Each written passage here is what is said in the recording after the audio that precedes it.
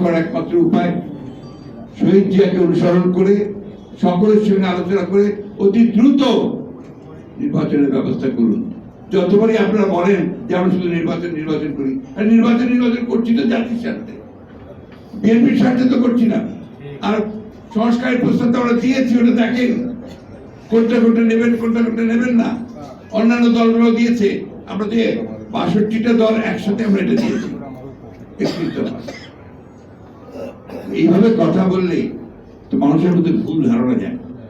আজকে সরকারের লোক যারা আছেন তারা অনেক সময় অনেক রকম কথা বলছেন, কথা বলে বিভ্রান্তি সৃষ্টি করছেন। ফোকাস এক জায়গায় করুন।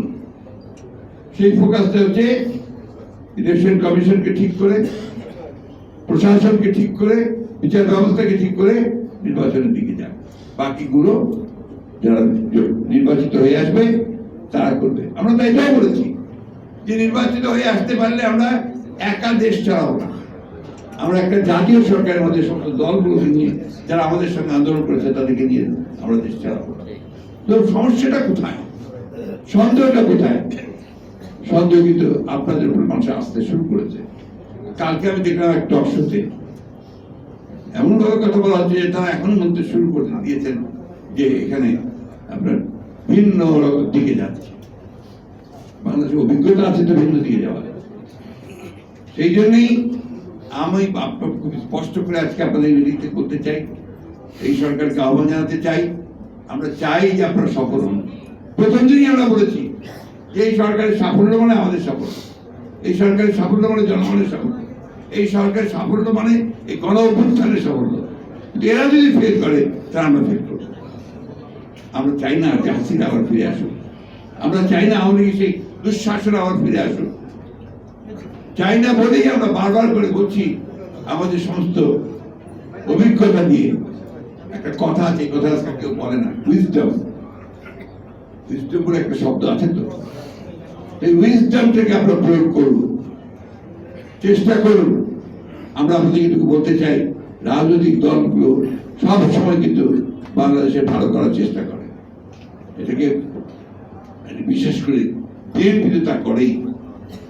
আমি আর বক্তব্য বাড়াতে চাই না, শুধু এটুকু বলতে চাই আজকে কিন্তু খুব কঠিন সময় যাচ্ছে।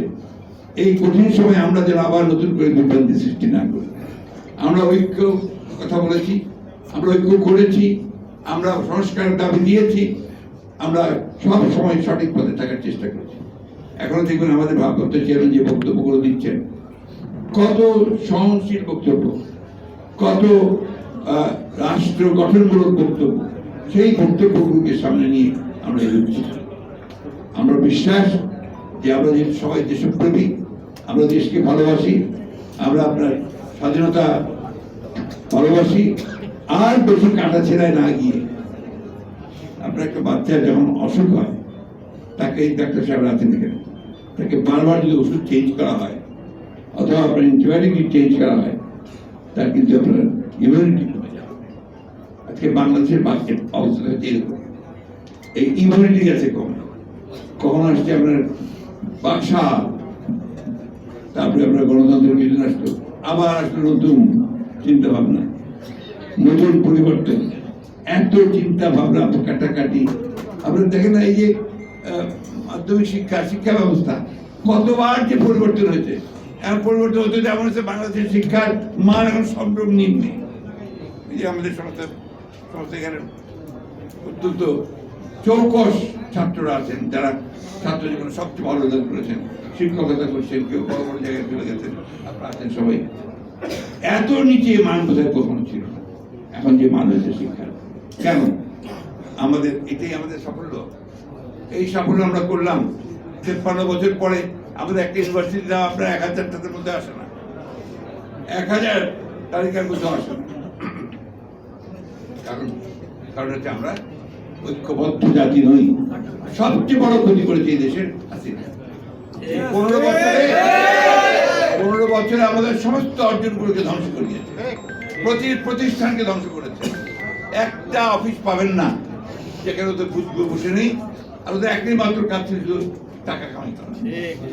একটাই কাজ, কেমনে আপনি চুরি করবে, কেমন করে দেশের স্টেকার থেকে টাকা বের করে নিয়ে যাবে, মেগা প্রজেক্ট, অমুক প্রজেক্ট, ছোট প্রজেক্ট, বড় প্রজেক্ট, একটাই ধান্দা আছে টাকা।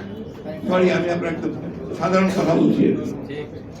এটা রিপিট না হয়, আমরা যেন এদের হাত থেকে রক্ষা পাই।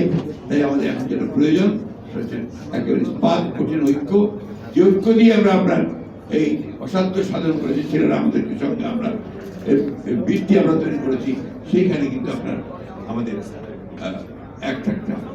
তো আমি আপনাদের এই ধরনের পেশাজীবীদের যে আপনার আলোচনা সভা হবে, এগুলো আরো ভালো জায়গায়, আরো ভালোভাবে। আমি কিছুক্ষণ আগে বলেছি, বলেছি 7 দিন ধরে করেন, বিভিন্ন ইস্যুর উপরে ওয়ার্কশপ করেন। আপনারাই তো দেবেন দেশকে, এই দিকে করেন, ইনশাআল্লাহ আপনারা সফল হবেন। ধন্যবাদ।